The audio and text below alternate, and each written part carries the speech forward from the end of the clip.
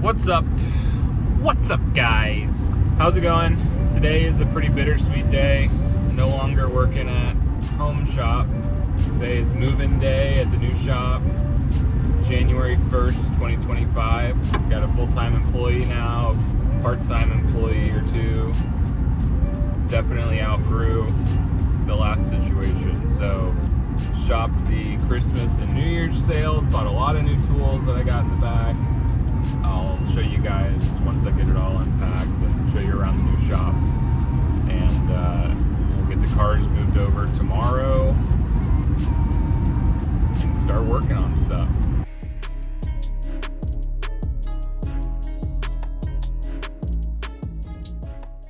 Hey everyone, how's it going? I'm Matthew with Foster's Garage. So we're back at the new shop.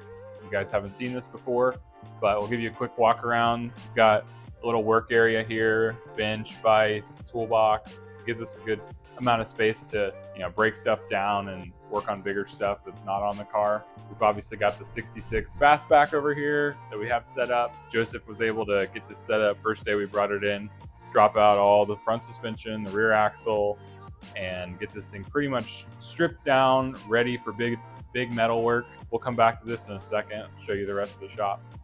Got my office in there, keep things moving. And then we've got another whole bay over here where we've got a 65 convertible. This car is getting full-blown suspension refresh. This has a rebuilt motor in it. I actually did floor pans on this car about a year ago. It has new radio, new upholstery that I did. And he just came back to get it driving as good as it runs and feels on the inside. We'll go back and give you a run through of the 66 Fastback. So this car is about to get a lot of metal work. This car was sold to us as ready to paint, put your motor in, drive it down the road. They did a lot of work and it was not good work. So new trunk floor pieces are going in. This one was replaced, crappily patched, horrible fitment most everywhere. But the biggest issue is that it wasn't actually welded to the frame rail under here. So we could just drill this one out and weld it, but the fitment's so bad, we're just gonna cut it out while it's partially attached, replace it. This one is rough, so we're just gonna go ahead and do it too. This car is gonna get mini tubs, so inner wheelhouses are gonna come out. That side has a new outer wheelhouse installed horribly. So we're actually gonna have to undo all the spot welds that they did and refit that outer wheelhouse. This trunk support panel down here had some pretty bad rusts where they didn't patch it and a few patches that they did. So that whole piece is gonna get replaced. We got the new gas tank so that we can line up all of the mounting holes when we get all these panels put in here. This car actually has new quarters on it. It looks okay, but gonna take all this down to bare metal. I know they seamed it somewhere along here. So we'll take all this down to bare metal and see how much Bondo they put on this seam, if we need to straighten it out at all, fix it up. The floors, they did just enough to make it look really good in photos. It's pretty bad. There's not much floor left. There's about a 2-inch strip of original floor there, and they've replaced the whole transmission tunnel and the floors on both sides of the transmission tunnel. They did patches in the rear of the car, some eBay subframe connectors, which honestly are probably the best part of the work that they did. I'm sure that helps stiffen stuff, but we're gonna cut that all out of there. So we have a new full one-piece floor pan hanging on the wall, ready to go in. They came in here and they spliced some firewall patches as well. And the best part of that, as we'll show you, is the gap in between the frame rail and the firewall, that it's not even welded. So that's pretty bad. The cowls on these are notorious for rusting out. This one actually looks pretty okay, but to do the firewall correctly, cowls have to come out. So we have new upper and lower cowl. Then we get into the exciting stuff in the engine bay. This car is going to be getting a Coyote motor. We haven't decided if we're going to do Gen 3 or 4 yet. 4 is still a little tricky, but we're shopping around on that. But it's definitely getting a Coyote.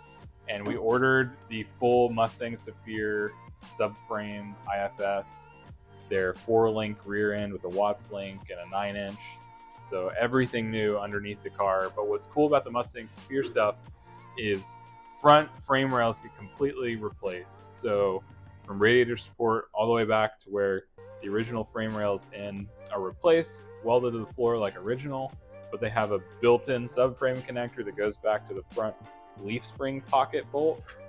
And so it'll be bolted into the leaf spring pocket, lifted up into place, welded to the new floor and firewall, and we'll have a whole new front frame that will be way more rigid and beefy than the original frame rails. It'll allow us to go ahead and do the metal work that we need to do easier without having to put the factory frame rails back on. And it makes it a lot easier to align it off that leaf spring bolt. So that stuff is on the way. We're gonna go ahead and get cranking. We ordered their engine bay panel, so we'll put in a picture here of what that's gonna look like. It essentially shaves the shock towers and the battery tray and a few other things in here. So we'll keep the VIN numbers out of here, graft them over into the Mustang-specific stuff. They have a whole new radiator support that we're gonna do. It smooths all this out, gets rid of a lot of these holes, and mounts their radiator for the Coyote really well. So the whole front of this car is dropping out and fully getting rebuilt. So the seat platforms needed to be cut out anyway. The owner of this car is pretty tall. So we got new TMI seats. We fit him in here with the TMI seats with an I Did It steering column and the steering wheel that he's gonna run. Test fit it with the pedals and everything. And he definitely needs to still come down a little bit. So good excuse while we're putting in the full floor pan. We have to weld those seat platforms in anyway. We're probably gonna take inch or more out of the seat platform, see how low we can get in for headroom. This car is gonna get a one-piece headliner, so the headliner will be nice and tight to the roof skin, but even with no headliner, he was pretty tight in here. So seat will be coming down. Like I said, it's getting a tilt steering column, so that'll help a lot. We have all the Fastback interior panels that came with the car. They all need to be repaired and refinished. So we're gonna work on repairing those kind of on the sidelines here. But basically, step one is just get this thing torn down. We've got some Bondo hiding in the rockers that we want to reveal. Some Bondo where they patched the quarter panels that we're going to reveal.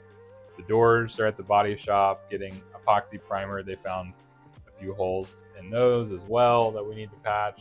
A lot of metal work coming up on this car, and we should be getting those goodies from Mustang-specific pretty soon. So we'll keep you guys updated. Just wanted to get this out there and show you the projects that we're working on here at Foster's Garage. If you're liking these videos, let us know and comment, like, and subscribe. We'll video as much as we possibly can of this stuff while we're working and keep posting stuff. So we appreciate you watching. Have a good one.